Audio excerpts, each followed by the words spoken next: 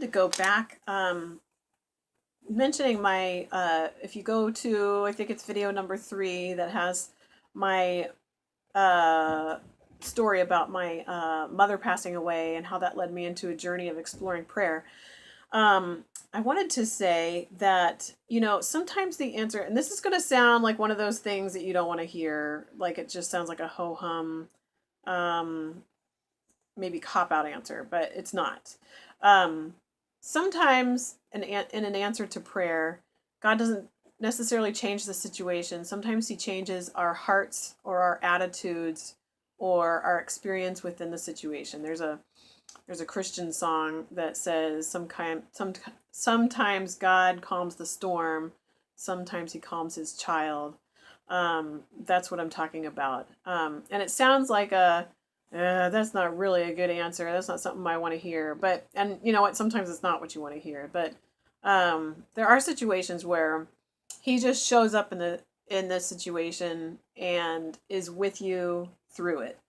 And those are often not easy situations. But it's true. He does.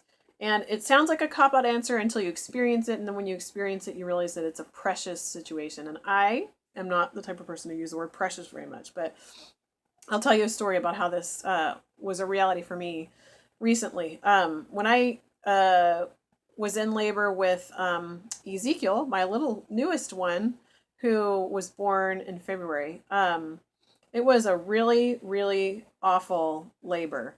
Um, I have had, well, you don't need to know all the details of the other ones, but it was a really awful labor. And I was nervous about labor because I have had a hard time before, and people had been praying for me, even praying that I wouldn't have any pain at all.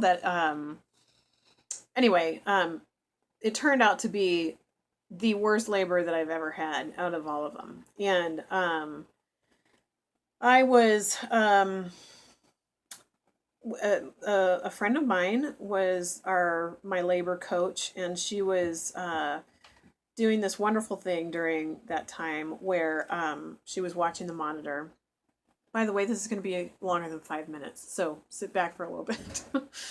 Anyway, she was watching the monitor for the contractions, and every time the contraction would start to go up, she would say, "Okay, you're about to go up this mountain, and you can do this." And when the contraction would get to the top of the curve, she would say, "That's it. You're at the top. This is as worse as it's going to get. It's now behind you. You never have to go on top of that, go up that mountain again. That one's behind you, and you're going to have a little break here for a second." And so then I would know it would get better. And so time and time again, she would tell me I was about to go up that mountain, and at the top, she would say, "This is as worse as it's going to get," and then I was going to go back down, and it was horrid. The pain was awful. And it was a traumatic time because of the amount of time that it was like that.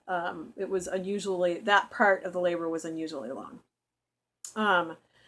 So I was focused in on her voice and her telling me repeatedly, because I was not facing the monitor, so I couldn't see, and I was barely even alert enough beyond the pain and what was going on.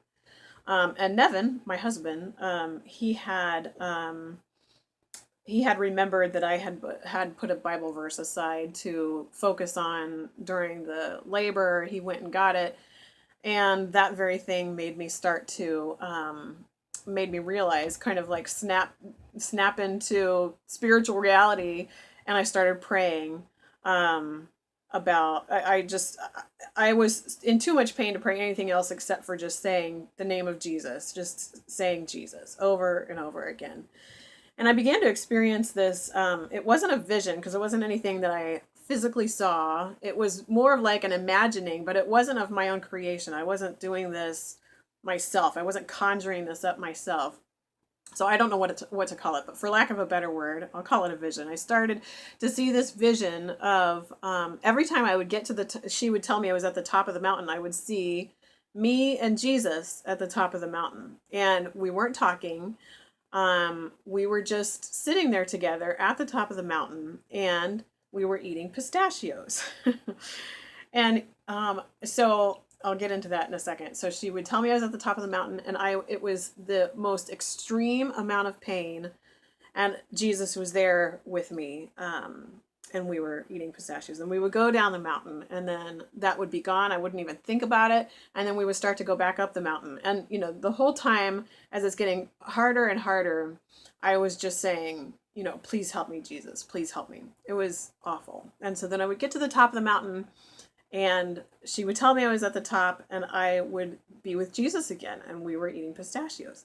Now, the pistachios thing came from this book that I had been reading the kids in the previous season, where several times, this was a book, a historical fiction book about the biblical times of Jesus being born, and this is part of a series. And in this series, the author mentions a handful of times the various people, and this would have been just people in biblical times. So this is all like Middle Eastern kind of location, snacking on pistachios. And the people in the story of Joseph, the brothers were sitting around, they were snacking on pistachios.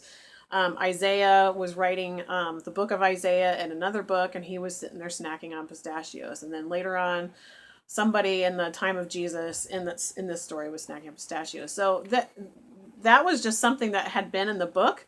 But there it was in my vision where Jesus was snacking on pistachios. And just as an aside, one person that I told this story to said that he had been in the Middle East. And yes, in fact, pistachios were a common snack food in the Middle East when he was stationed there. So anyway, the pistachios had been just part of my something that I had read in the past season. And there he was eating pistachios, he and I. And so it happened again and again. And when the pain was at its worst, he was there with me, and my attention was on the peaceful scene of me eating pistachios with him. And he wasn't saying anything to me, but there was no fear, in that situation. It was just him peacefully sitting there with me, enjoying the time eating pistachios. So eventually I had Ezekiel, and I told this story to several people, and a couple to my sister and brother-in-law, and then the friends of mine that I mentioned. And I got like pistachio ice cream. My brother bought me pistachio ice cream the next week, and my sister and brother-in-law got me a package of pistachios, and the other friend of mine brought me a package of pistachios.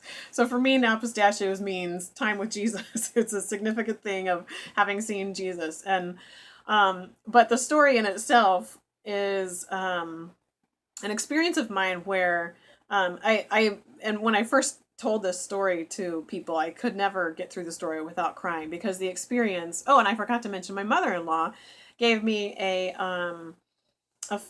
bouquet of flowers that day once Ezekiel was born, and she hadn't heard the story at all, and I didn't tell her until like a couple weeks later. But the little tag that comes with the flowers, the tag said something like, "To the mountains I must go," or "The mountains are calling and I must go," which was, that was something that choked me up there.